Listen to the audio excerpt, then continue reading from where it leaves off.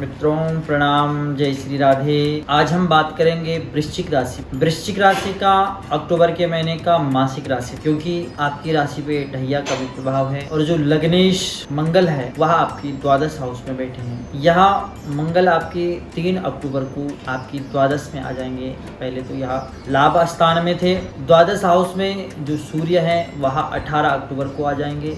जो बुध आपके लाभ स्थान में है वह 1 अक्टूबर को लाभ स्थान में आ जाएंगे। पहले वह कर्म स्थान में थे। जो आपके शुक्र हैं वह पहले भाग्य स्थान में थे, अब कर्म स्थान में आ जाएंगे 1 अक्टूबर को। सूर्य 18 अक्टूबर को राशि परिवर्तन करते हैं, जैसे संक्रांति होती है तो आपके द्वादश में आ जाएंगे। राहु और केतु 30 अक्टूबर को राशि परिवर्तन करेंगे, जो कि आपकी पंचम में और लाभ स्थान में केतु, पंचम में राहु। गुरु वक्रगत अवस्था में अभी चलायमान है। शनि भी बकरी होकर के आपके चतुर्थ स्थान में सुख भाव में बैठे हैं। लगन से बात करें तो लग्नेश का आपके द्वादश में होना, शनि की यहाँ पे 10वीं दृष्टि लगन पे, ढैया का प्रभाव है। ऐसी स्थिति में निर्णय लेने में जल्दबाजी ना लें, क्योंकि जो लग्नेश का द्वादश में जाना, तो आपकी जो डिसीजन होंगे, जो आपकी प्लानिंग होगी, वो कहीं ना कहीं फ्लॉप हो सकती है या घाटे का सौदा हो सकता है। कोई भी आपने किसी भी क्षेत्र में अगर आपने कोई बड़ा फैसला लेना है तो वहाँ पे बड़े ही सोच समझ करके और किसी गणमान्य व्यक्ति, विश्वास पात्र व्यक्ति, उसकी सहायता लें, तो ये आपके लिए समय अच्छा रहेगा। अगर हम धन हाउस की बात करते हैं, धनेश बृहस्पति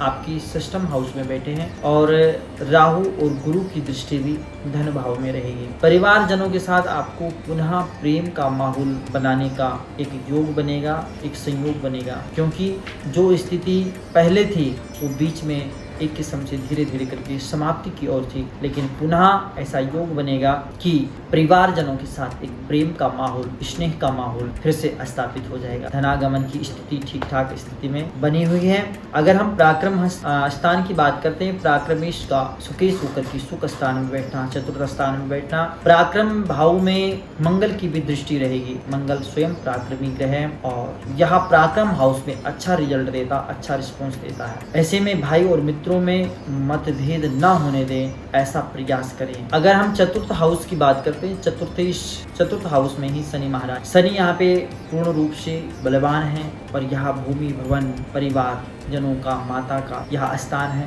तो पुरानी भूमि से संबंधित आपको लाभ होगा। माता का स्वास्थ्य का ध्यान रखने की आपको आवश्यकता है। एजेंसी लाइन संबंधियों में अगर आप कार्यरत हैं तो बड़े फैसले लेने से आप इस महीने बचने की आवश्यकता है। बड़े फैसले बड़े सोच समझ कर के लिए तो ही आपके लिए अच्छा बेनिफिट और फायदा कारक रहेगा।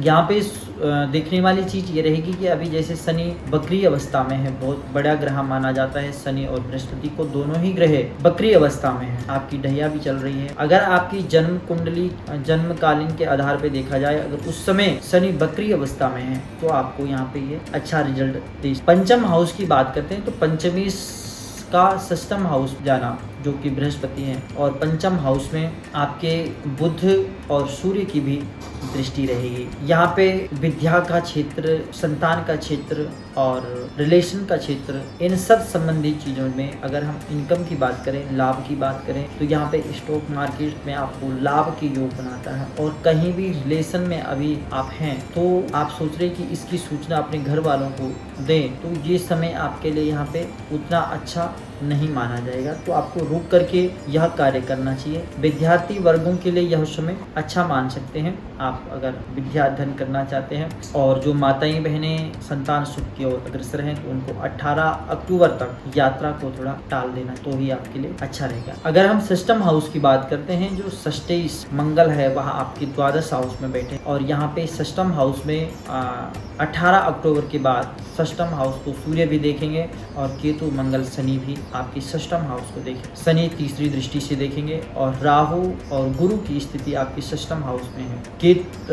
केतु और मंगल की दृष्टि आपकी 6th हाउस में है। कहीं ना कहीं आपके कर्जे को बढ़ावा दे सकते हैं, खासकर ध्यान रखने की आवश्यकता है। कोई भी लोन संबंधित ऐसा कोई भी लोन ना ले जिससे आपको बाद में दिक्कत परेशानी आए। दिखावे के चक्कर में न रहें, चकाचौंध के चक्कर में न रहें। वास्तविकता जिंदगी जिए जिसमें आपके लिए फायदाकारक रहेगा। कहा जाता है कि मंगल की दृष्टि या मंगल जब षष्ठम हाउस में हो उस समय लिया गया कर्ज जीवन भर उसको चुकाना बड़ा मुश्किल हो जाता है, तो आपको कर्ज से बच करके रहना चाहिए। ये आपके लिए उपाय के तौर पे अच्छा माना जाएगा, लाभ होगा। स्वास्थ्य की दृष्टि से देखा जाए तो स्वास्थ्य का आपको ध्यान रखने की आवश्यकता है। मोटापे से संबंधित, रक्त विकार से संबंधित आपको दिक्कत रह सकती है। सप्तम हाउस की अगर हम बात करें तो सप्तमेश शुक्र आपके कर्म स्थान में आ गए हैं। ऐसे में यहाँ पे मंगल की भी दृष्टि रहेगी, क्योंकि अष्टम दृष्टि से मंगल भी आपके सप्तम स्थान को देखें तो गृहस्थ पक्ष से भरपूर सहयोग आपको मिलेगा। बिजनेस पार्टनर से भी आपको किसी नए कार्य पर चर्चा हो सकती है। अगर हम अष्टम हाउस की बात करते हैं, अष्टमेश बुध आपके लाभ स्थान में आ गए हैं सूर्य के साथ, और यहाँ पे बुध आदित्य योग आपके लाभ स्थान में बन गया। ऐसे में अपने आप को आप व्यवस्थित करने का प्रयास करें, यही आपके लिए शुभ संकेत रहेगा। और बाकी विदेश संबंधित अगर आपका कोई कार्य ऐसा है विदेश से जुड़ा हुआ, वहां से आपको भरपूर लाभ के योग हैं। अगर हम नवम स्थान की बात करते हैं, भाग्य स्थान की बात करते हैं, तो आपको मोटा मोटा बताया जाएगा कि जोखिम लेने से आपको बच के रहना चाहिए। भाग्य का सहयोग तो है, लेकिन कोई भी बड़े फैसले लेने से आप इस मंथ बचने की कोशिश करें। अगर हम दसम स्थान की बात करते हैं, कर्म स्थान की, कर्मेश सूर्य है, और सूर्य 18 अक्टूबर तक तो आपके लाभ स्थान में है, लेकिन 18 अक्टूबर के बाद वह द्वादश हाउस में चले जाएंगे। यहाँ पे शनि, राहु और गुरु की भी दृष्टि रहेगी। राहु गुरु पंचम दृष्टि से आप कर्म स्थान को देखेंगे, शनि सप्तम दृष्टि से आपके कर्म स्थान को देखेंगे।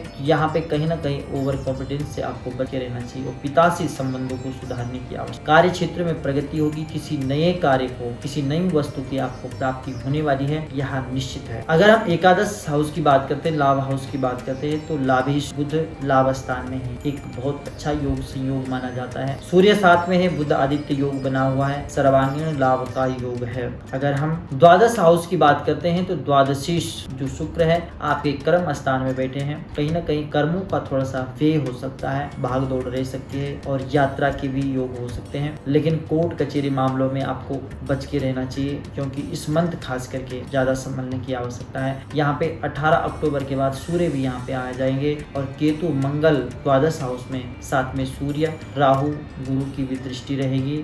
ऐसे में कोर्ट कचहरी के मामले नए उभर करके आ सकते हैं, या पुराना कोई केस ऐसा चल रहा है वो भी कई सालों बाद भी वह उभर करके आ सकता है। कोशिश करें कोई नया ऐसा हम कार्य न करें जिससे हमको कोर्ट कचहरी थाना वहां जाना पड़े। तो इस प्रकार से ये रहा आपका अक्टूबर के महीने का मासिक राशिफल। आपको इस महीने खास करके हनुमंत उपासना करने की आवश्यकता है। हनुमान जी की जितनी भी आप उपासना कर सकते हैं, जितना भी पूजा पाठ कर सकते हैं, वो आपके लिए अच्छा रहेगा। शनि की ढैया का भी आप पे जो प्रभाव है उससे भी आप बच सकते हैं, उससे भी आपको लाभ होगा। हनुमान जी की उपासना आप कोई भी पाठ कर सकते हैं, सुंदरकांड का पाठ कर सकते हैं, हनुमान चालीसा का पाठ कर सकते हैं। 43 दिन तक कंटिन्यू हनुमान चालीसा का पाठ करें या सुंदरकांड का पाठ करें। हनुमान जी को चमेली का तेल, उसका दीपक जलाना है और तब आप हनुमान चालीसा का पाठ करें या सुंदरकांड का पाठ का समय शाम के समय 3 बजे से लेकर 6 बजे 7 बजे तक, इसके मध्य में ही करें तो आपके लिए ज्यादा फायदाकारक रहेगा। हनुमान जी से कोई भी आपका कार्य अगर अधूरा रह गया है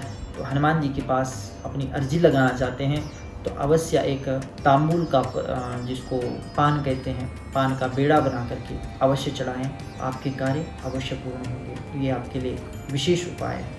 तो ये रहा आपके लिए इस महीने का राशिफल। आज के लिए इतना ही। प्रणाम। जय श्री राधे।